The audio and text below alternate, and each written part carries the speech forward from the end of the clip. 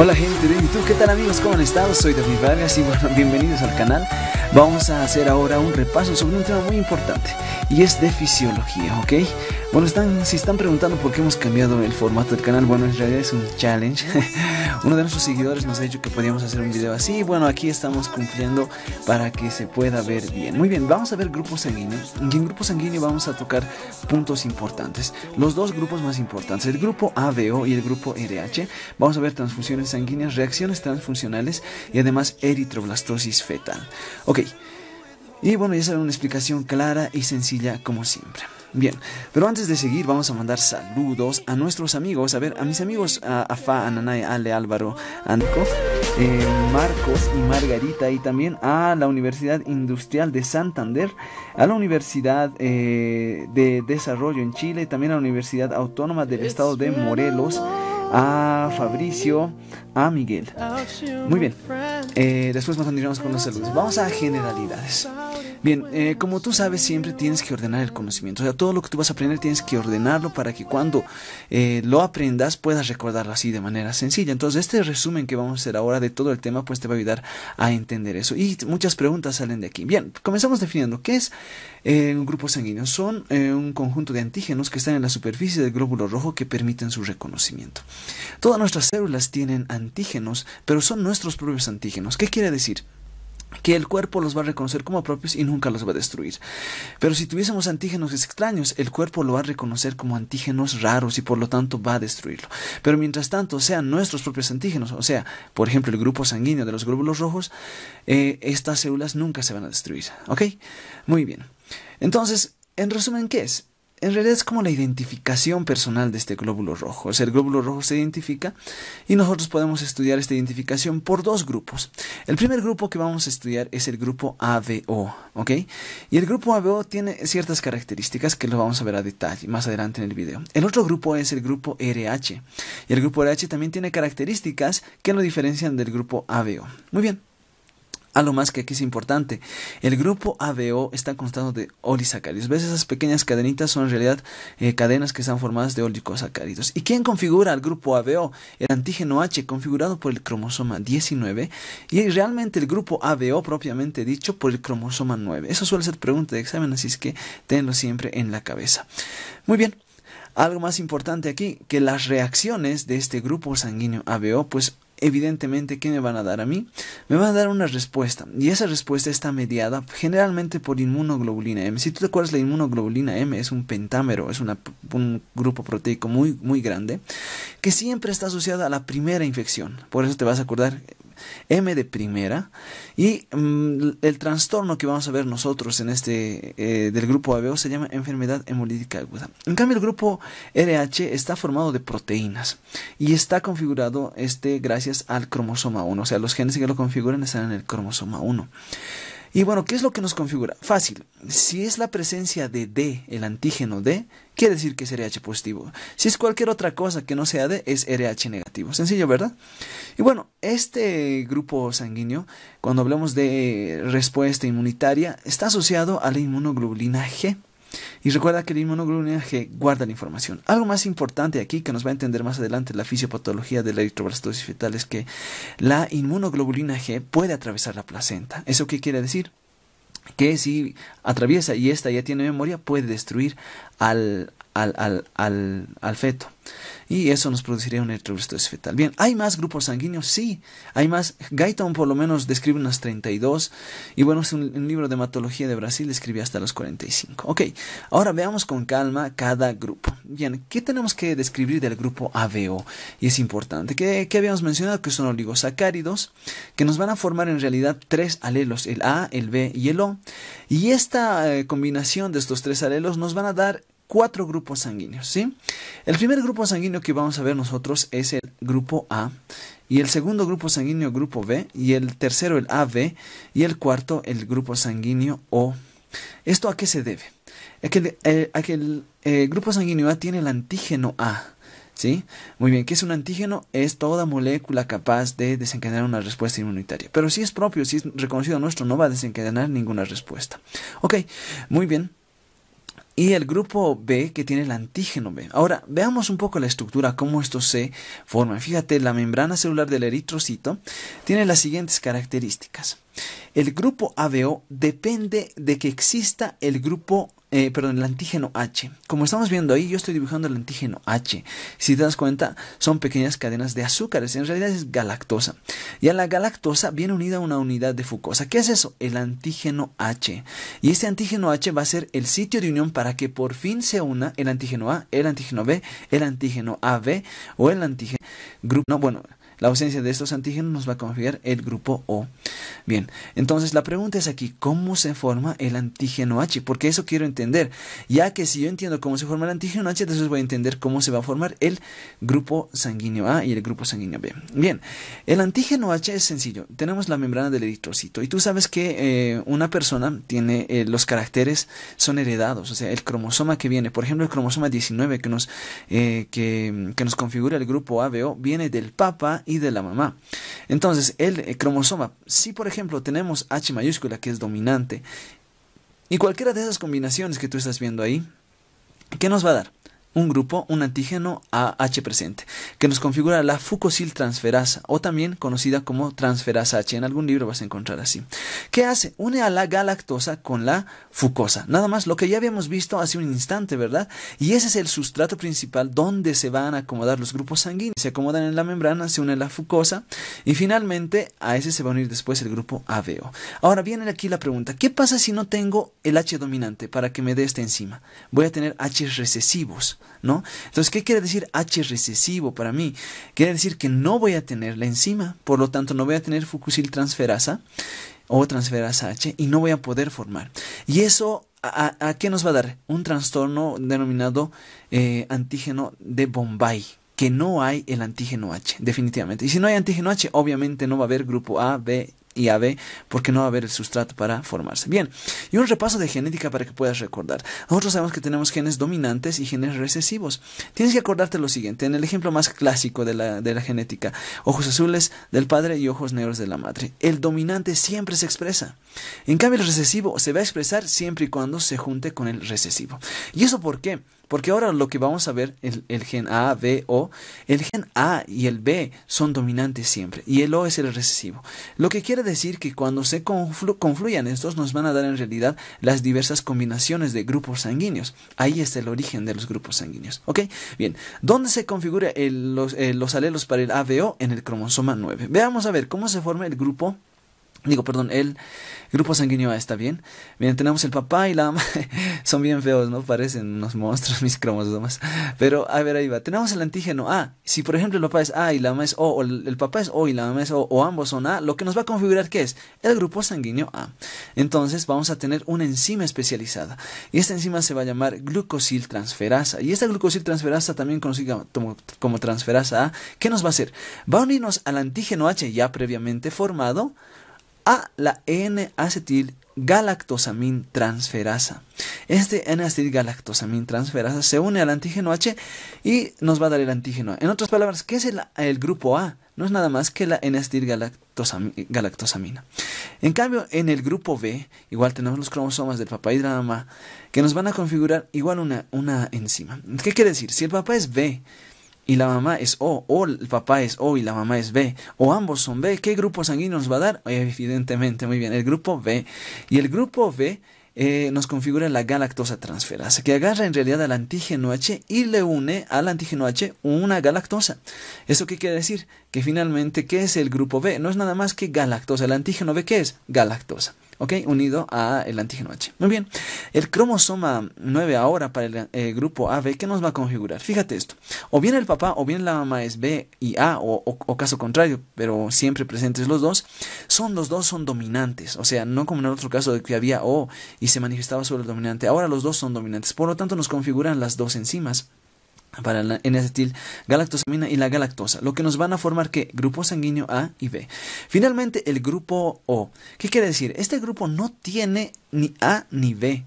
¿Qué quiere decir? Que tiene solamente O, o sea, genes recesivos. Entonces, como tiene genes recesivos, no tiene ninguna de las dos enzimas. Por lo tanto, no se va a unir nada al antígeno H y solo va a ser el antígeno H el que se manifieste. Por eso también se llama el grupo O antígeno H. ¿Qué sucede ahora con la transfusión, con las transfusiones sanguíneas?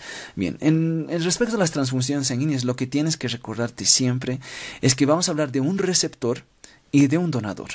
Es importante que conozcas que el receptor tiene lo siguiente, tiene el glóbulo rojo y además del glóbulo rojo tiene su plasma.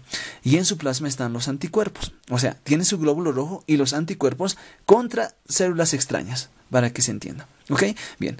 Ok, el glóbulo rojo entonces puede ser diverso. Y aquí vamos a empezar a hablar nuevamente. ¿Qué grupos sanguíneos conocíamos del grupo AB? El grupo sanguíneo A, que quiere decir, o sea, el receptor puede ser solamente A, ¿no? Con sus antígenos en su superficie. O el receptor también puede ser solamente B, con sus antígenos en la superficie. O puede ser finalmente solo, A y B, y va a tener los dos antígenos en la superficie, como ya habíamos visto y ya sabemos de cómo se forman, que es lo más importante en este tema porque se pregunta bastante, ¿no? Y finalmente podemos decir que este puede ser solamente el grupo O sin ningún antígeno en la superficie del eritrocito, o sea, sin ninguna identificación. ¿Y esto a qué nos va a llevar? A la formación del tipo sanguíneo. Bien, pero si yo tengo el tipo sanguíneo, ¿qué es lo que voy a tener? Al lado voy a tener ¿qué? La inmunoglobulina M, que es en realidad el anticuerpo. Y este anticuerpo va a ser, miren, del A va a ser anti-B. ¿Por qué razón? Porque no está bien que haya ese tipo de sangre si es que yo voy a darle a este paciente, ¿no? Y el B va a ser anti-A, o sea, va a ir a destruir al A si es que se transfunde de esa manera. Mira, el B va a tener anticuerpos, perdón, no va a tener ningún anticuerpo porque si no se destruiría sus células, ¿te das cuenta, verdad? Y en cambio el grupo O sí va a tener dos anticuerpos. ¿Qué quiere decir? Va a tener anti-A y anti-B. O sea, es un poco complicado, ¿no? La transfusión para este grupo, ¿no? Si te das cuenta, va a destruir todo lo que viene en su camino. Bien, y ahora hablamos un poquito del donante. Que el donante es lo mismo, vamos a tener el donante, pero aquí hay que diferenciar algo. Mira, tenemos el donante con su glóbulo rojito y su plasma. Y bueno, ¿qué es lo que vamos a hacer? Vamos a sacar el plasma, o sea, sin plasma, porque cuando sacamos el plasma sacamos los anticuerpos. Entonces, ¿qué es lo único que vamos a transfundir a nuestro pacientes? Son glóbulos rojos, es como lavar los glóbulos rojos, entonces solo voy a sacar glóbulos rojos. Y estos glóbulos rojos, lo mismo, pueden ser glóbulos rojos del grupo A, obviamente con sus antígenos, glóbulos rojos también del grupo B, con sus antígenos, glóbulos rojos del grupo AB sin antígenos, eso es importante que te acuerdes, y glóbulos rojos del grupo O, sin ningún antígeno en su superficie. O sea, solo transfundo, siempre recuerde, solo transfundo glóbulos rojos, no transfundo anticuerpos. Si te das cuenta, si yo transfundiera también anticuerpos, o sea, como en la sangre entera, puedo llevarme anticuerpos que me pueden destruir a la sangre del receptor. Entonces, solo transfundo glóbulos rojos, eso es importante. Y una regla para que te acuerdes siempre. Los grupos sanguíneos, o sea, el receptor siempre recibe el mismo y a lo ¿ya? Esa es una regla que te va a ayudar a recordar fácilmente. Por ejemplo, comencemos con el A. Fíjate que el A voy a transfundir, ¿qué decir? Siempre recibe el mismo. El A va a recibir el mismo. Pero fíjate, ¿qué pasa con el B? Si yo le doy B a este paciente, al grupo sanguíneo A, tiene anti-B. ¿Qué va a hacer? Va a destruirme al B. Si le transfundo A, B, sangre tipo AB, me va a destruir porque tiene antígeno B. Si le transfundo solamente O, pues va a estar bien porque aunque tenga anti-B no lo va a destruir porque no tiene antígenos ese glóbulo rojo. Vamos al B, fíjate, puede transfundir el B y el O como siempre. Pero ¿qué pasa con el A? Tiene anti-A y como tiene anti-A va a destruir al glóbulo rojo, lo va a hemolizar. También tiene anti-A para el grupo AB, entonces lo va a destruir. ¿Qué pasa con el grupo sanguíneo AB? No tiene nada. Por lo tanto, como no tiene nada, puede recibir de cualquiera. ¿Ok? Bien, vamos ahora con el grupo O, que es el más complicadito. Si tienes O, va a ser muy difícil que puedas recibir. Siempre recibe del mismo, o sea, del O. Está bien, hasta ahí está claro. Pero ¿qué pasa con el A? Tiene anti-A, tiene también anti-B, tiene los dos, anti-A y anti-B. Por lo tanto, no voy a poder transfundir sangre de tipo A, B ni AB.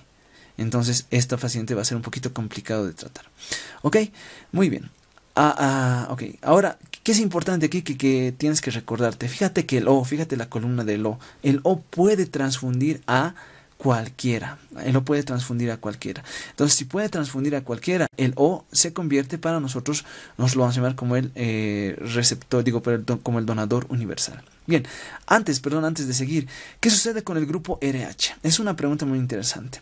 El grupo RH sabemos que tiene dos cosas nada más. ¿Es RH positivo o RH negativo? Por ejemplo, si tenemos el grupo sanguíneo A con sus antígenos, y ahora hablamos que este puede ser o bien grupo sanguíneo A positivo o grupo sanguíneo A negativo. ¿Ok? Lo que nos va a configurar entonces, ¿qué es? Lo siguiente, que vamos a tener ahora mayor cantidad de grupos sanguíneos. Y hasta ahora, ¿cuántos grupos sanguíneos teníamos? Teníamos 4 grupos sanguíneos, pero ahora tengo grupo A positivo y A negativo. Entonces 4 por 2, porque me da el RH2, tengo 8 grupos sanguíneos. Ok, bien, eso es importante que te acuerdes. Luego vamos a hablar de las transfusiones. Bien, ahora fíjate lo que te comentaba hace un momento. El grupo O es el grupo donante universal, porque este puede donar a quien sea. En cambio, el grupo AB es el receptor universal, porque si te das cuenta puede recibir todo. ¿Ok? Muy bien. Haciendo esta aclaración, ahora vamos a tocar algo importante. ¿Ya? ¿Qué sucede con las reacciones post-transfusionales? Sobre todo agudas. Recuerda que las reacciones post-transfusionales pueden ser inmunológicas y no inmunes. ¿Ya? Y ahora vamos a hablar de una inmune. Bien. Tenemos el grupo sanguíneo A con su antígeno. Exacto, pero antígeno A con su anticuerpo anti-B. Si yo le transfundo a este paciente sangre tipo B, ¿qué es lo que va a pasar? Tiene sangre tipo B, por lo tanto tengo anti-A. ¿Qué va a hacer? La inmunoglobulina M se caracteriza por eso justamente, por agarrar en cada uno de sus segmentos. Recuerda que la inmunoglobulina tiene Fab y FC. En cada de sus segmentos Fab, o sea, variables, muchos glóbulos rojos. Esto, si te das cuenta, se va a llamar aglutinación. Muy bien. Esta aglutinación, por eso, viene el nombre. Los anticuerpos se conocen como aglutininas. ¿Qué es una aglutinina? No es nada más que un anticuerpo. ¿Y qué es un antígeno? Es un aglutinógeno. Esa nomenclatura que se utiliza, que a veces suele ser un poco confusa. Bien, ¿qué he tenido entonces como primer paso? Aglutinación. Y la aglutinación puede tener los siguientes efectos en las reacciones post-transfusionales. Esta aglutinación puede formar trombos, y estos trombos van a disminuir y me van a producir insuficiencia vascular distal a la trombosis. ¿Sí? Porque es el trastorno, trombosis e isquemia. ¿Sí? Por otro lado, la activación de la inmunoglobulina M me activa el sistema fagocítico mononuclear, también me activa el complemento. ¿Qué quiere decir? Que va a hemolizar a mi glóbulo rojo. Por lo tanto, si va a hemolizarlo, pues va a desencadenarnos una serie de sucesos clínicos. Bien, va a desencadenar también la inflamación, o sea, interleucina 1, factor de necrosis tumoral, interleucina 6, se van a desencadenar aquí.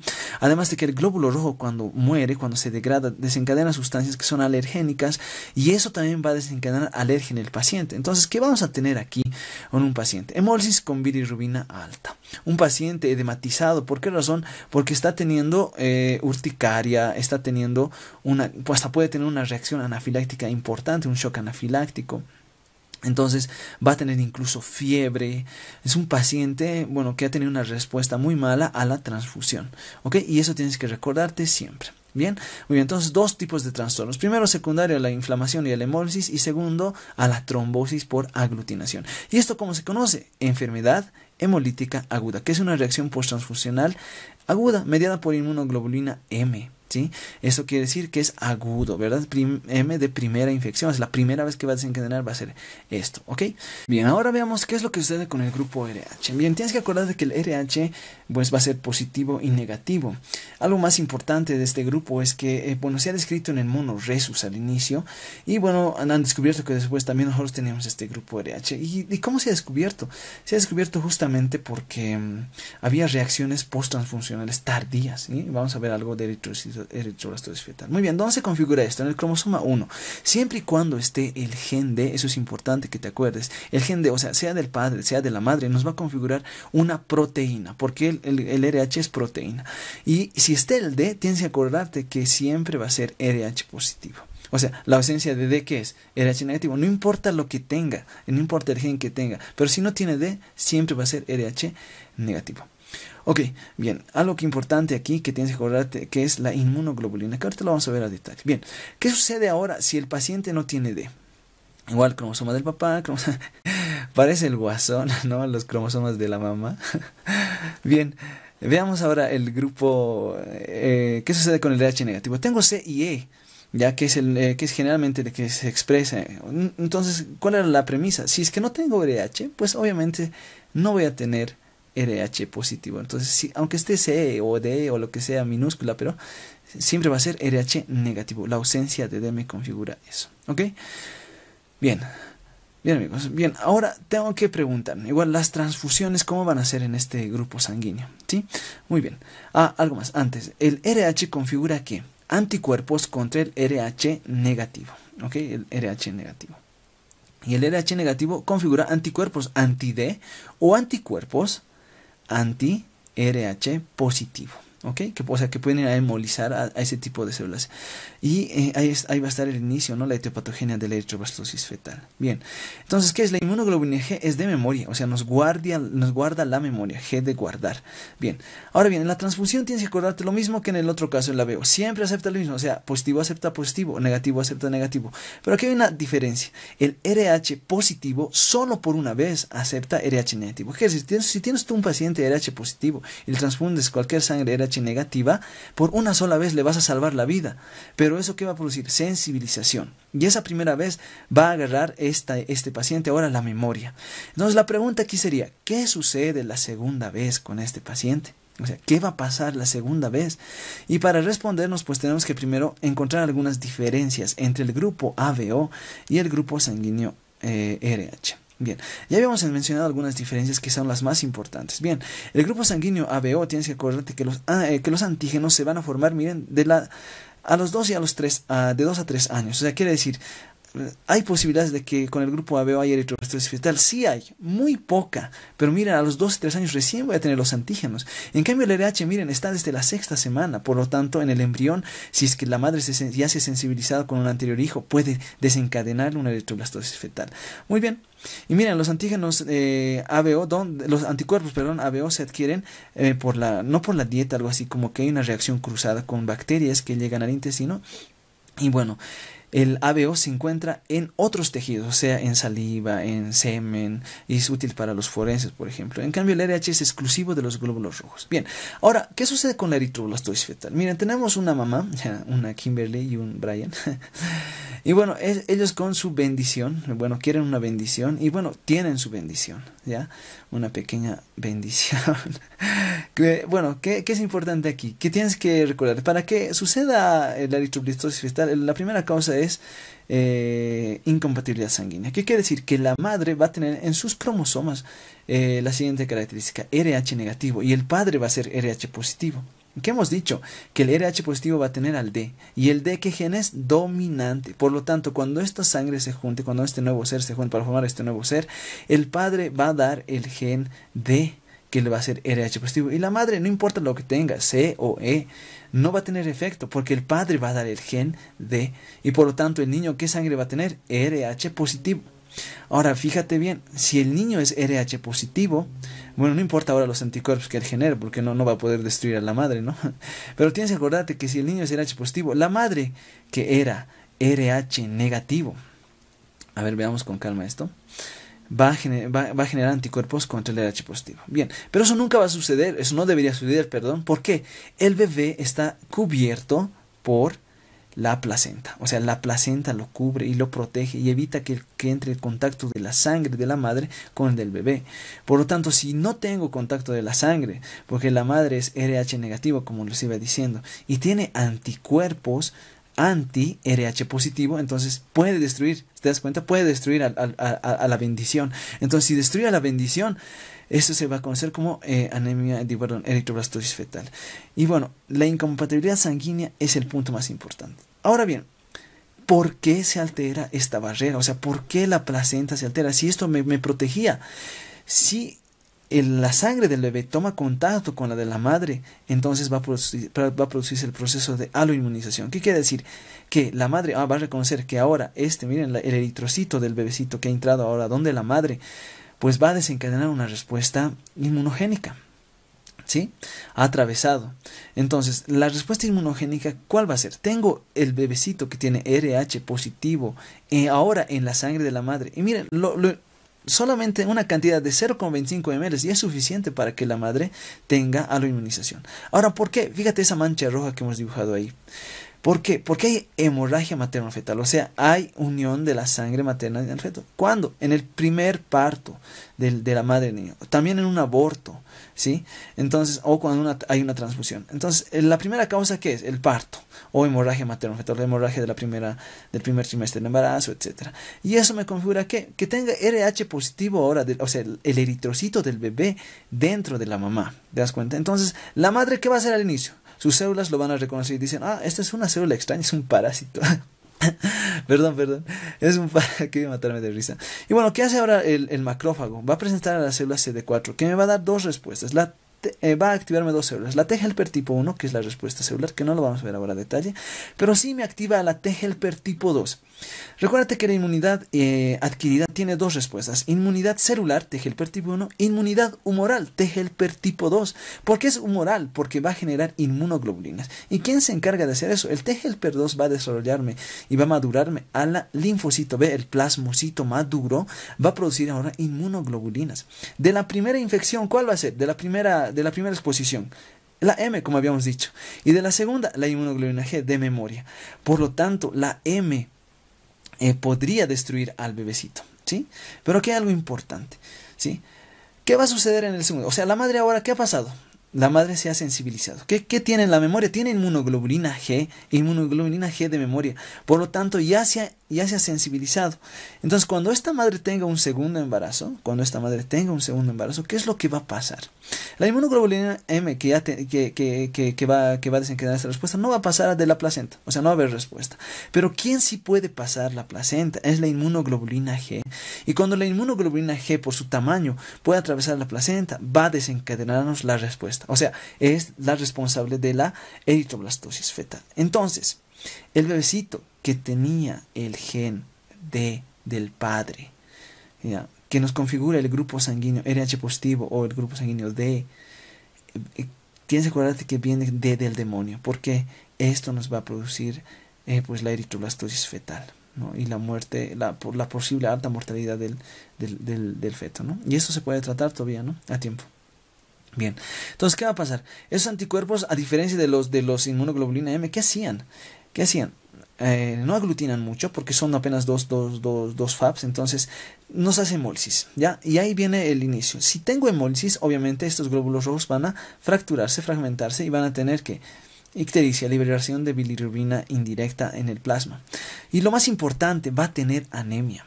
Y si este recién nacido tiene anemia, va a tener hipoxia, y si tiene hipoxia, pues se va a desencadenar. La respuesta es producción de eritropoyetina, o sea, hematopoiesis, pero como su médula no está muy formada, va a ser extramedular. ¿Y quién hace la hematopoiesis extramedular? El hígado, el vaso, ¿sí?